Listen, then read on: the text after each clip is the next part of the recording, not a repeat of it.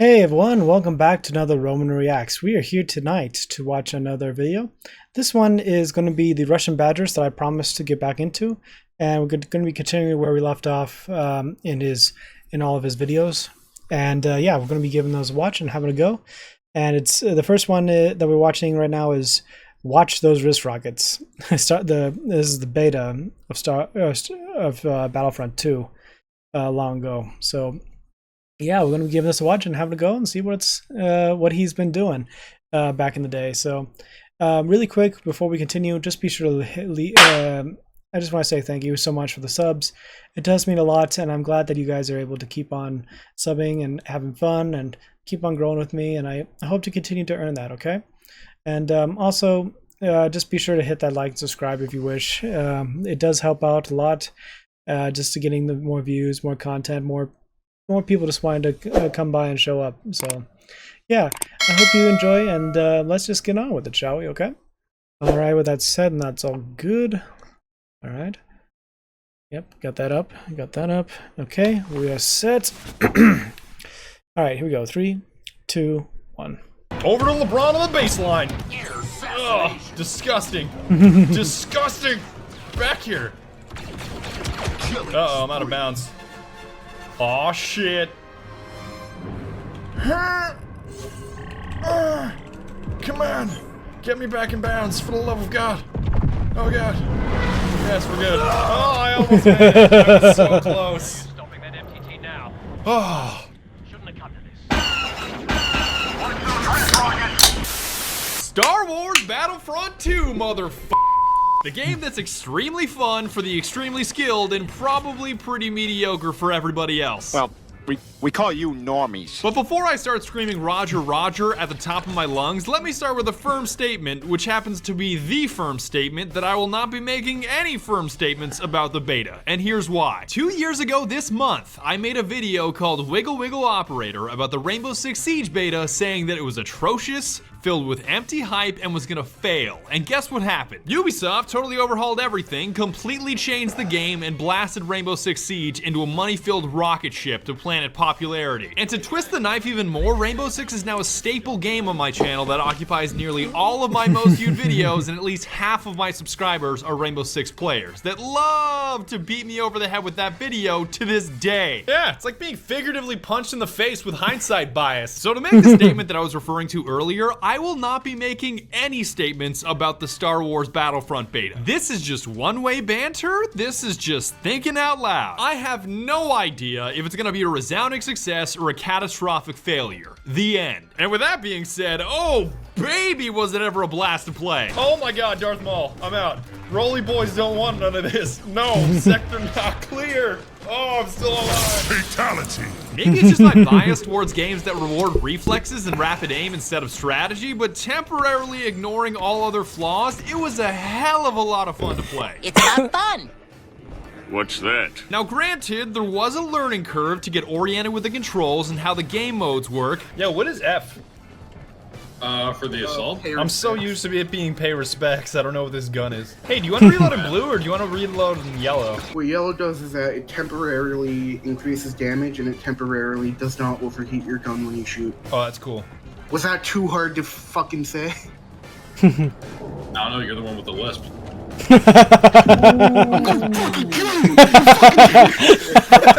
But this supposed steep learning curve turned out to be more of a speed bump because I was able to shove myself into the MVP spot on a consistent basis after about 30 minutes of playtime, much to my own surprise. Oh, and he grabs the three-piece. Oh, baby. The three-piece. Oh, give me that three-piece. That's such a stupid pose. You're in midair? Shut up, boy. I'm dunking on him right now. You just call me bois? Now, what's not surprising is how simple it is to do outrageously well in this game if you keep a few fundamentals in mind, and number one is battle points. Battle points are racked up by playing the objective, killing rebel scum, and doing basically anything that helps your team achieve victory. Let me get that ion disruptor. Yeah. Let's do it again. Let's do it again. Yup.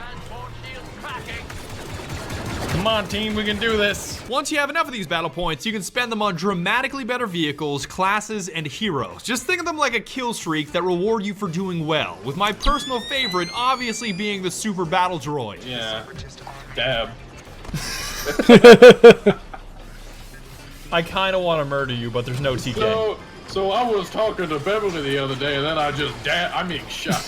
I was talking to Beverly the other day, and she was like, "Why don't you take me anyone else?" And I was just like, "Damn, I'll just dab on a thought." I tell you. But like it or not, you're gonna have to play as the default classes when the game starts because 0 battle points means 0 upgrades. So to start racking up battle points, my #1 recommendation is quite simple. Yeet. Cheese the shit out of your opponents. Every class in the game has 3 abilities that give you a temporary advantage over your opponents, and spamming these things non-stop is utterly important. A prime example is the Vanguard ability that shifts you into maximum overdrive and gives you a shotgun more powerful than God. I'm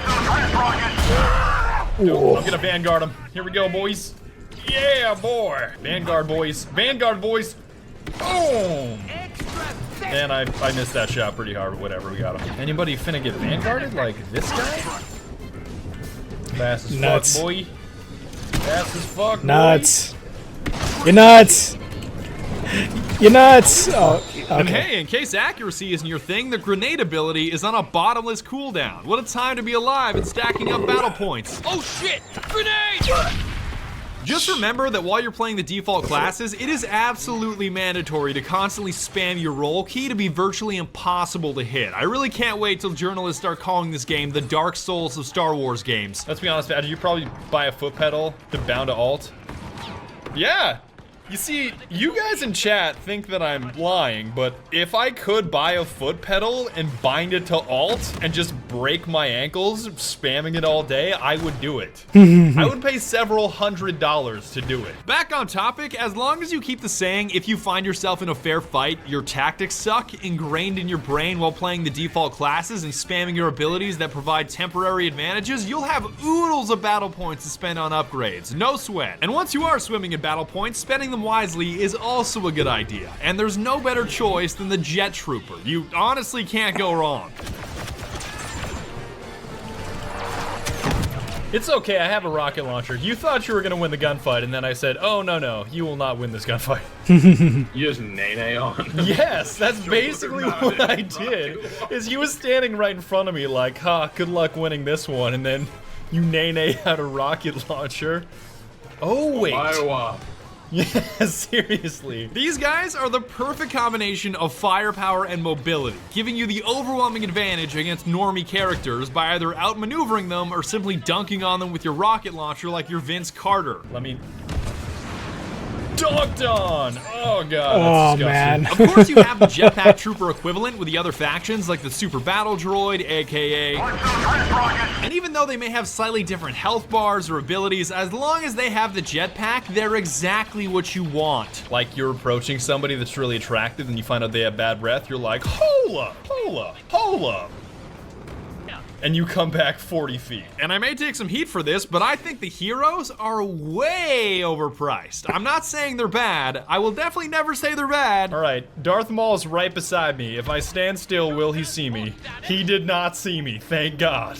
Jeez. Is he like a dinosaur? Yes. Vision based Yes. on Now let me go chase him down. Let me see if I can get him with a shotty. But are they worth 5,000 battle points or 2.5 times the 2,000 points that the jetpack troopers cost? Definitely not. Oh God, I'm out of here. I don't want none of this. Nope. Hold up. I don't want none of that. I'm leaving. I'm finding a whole different Earth to occupy. I don't want to be on this planet anymore. Just kidding, I have a rocket launcher. Come at me, fatty. I think the one exception to this may be Boba Fett because he's basically a jetpack trooper on steroids that has better mobility and increased range over other heroes, but in my experience, I ran by the guideline, not jetpack, not interested. Hey, you think you're fast? Oh, I don't think so, girl. I don't think so. And now that you know roughly how the game works, here's what I think it means. The beta was extremely fun if you were a skilled player, but pretty boring for everyone else that isn't exceptional. I know the term snowball is typically reserved for MOBA style games, but that's exactly what comes to mind. In any given server, the baller players would cheese their way to early battle points by using abilities like Vanguard, unlock jet troopers, giving them an even greater advantage, and just continue stomping normies because of the superior superior classes and weaponry they were using on top of their superior skill. Okay. Did I just out-snipe a sniper across the map?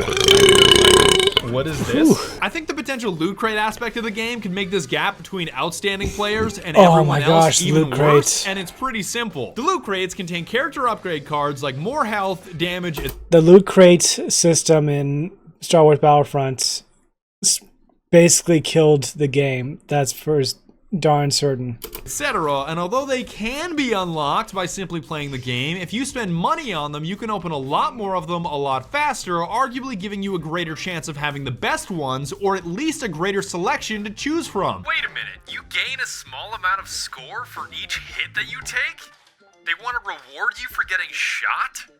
What the fuck? So if you're wondering why people are labeling this game as potentially pay to win, this is it. Again, not condemning anyone or anything at this point because this was a beta and I have no idea if it's gonna make it to the retail release, but my observations during my playtime was simply a handful of all-stars going on massive kill streaks and dominating everyone else by a margin that I rarely see in other shooter titles. But now I feel like I've gotten too serious on you all of a sudden, and I really feel like highlighting some of the goofier parts of this beta. A perfect example is the use of the word clankers, which I initially thought was some kind of racial slur, but then I remembered that droids are not a race, but I still feel a little weird calling them clankers. Watch for clankers. Oh, they call them clankers in game. That's not actually like a slur. They actually call them clankers. Okay.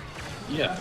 No, that's not just a slur I made up. I thought you made that up, just calling Okay, them clankers, and I was to like, be fair, that's a I little do have a insensitive. reputation. Another goofy one was the ability to see the entirety of the enemy team at the beginning of the round, so you could basically spawn peek the enemy wide open if you grabbed a high-powered scope. It was essentially like playing Jaeger, but in Star Wars. Okay, I got one. I got one.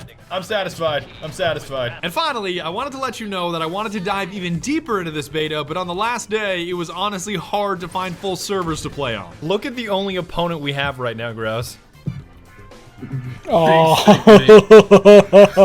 That's a screen cap if I've ever seen one. Big, thick man meat. And that's about it. I would like to thank you very much for watching, and be sure to tune in next time when we try to stop saying the word clankers. So I know this would be feeding the problem, but what if I just dropped $500 on crates right when the game comes out just to see how hard you can trash normies if you get full pay to win? Please respond. Okay. All right. So there's that one. So, but yeah, it's crazy to me how far that game has come and kind of gone. Basically, I hardly know of anyone that are still playing the game. And like, it just, sure, they might have little DLCs, they have little heroes coming in, new maps and characters, but even still, they just, ever since that first little bit with their loot crate stuff, it really hurt on that game, and just so many people kind of left on it, and just, it's kind of sad how far the game could have been good if it didn't have that system, and just you earn it through your hard work and dedication through the game, sort of thing. Like kind of like what Helldivers 2 does, where you actually, as you play the game, you could potentially earn credits by finding them on the map, and those credits can be used to be able to buy war bonds or even new skins or things like that, and it actually works. And yeah, it's crazy to me how far that game has come, but yeah, it is what it is. So anyway, hope you enjoyed. Hope you had a good time. I'm going to put a little thing for Russian Badge over here and a bunch of random stuff over here. But yeah, hope you enjoyed. Hope you had a good time. And as always, Romans, excuse me, salute.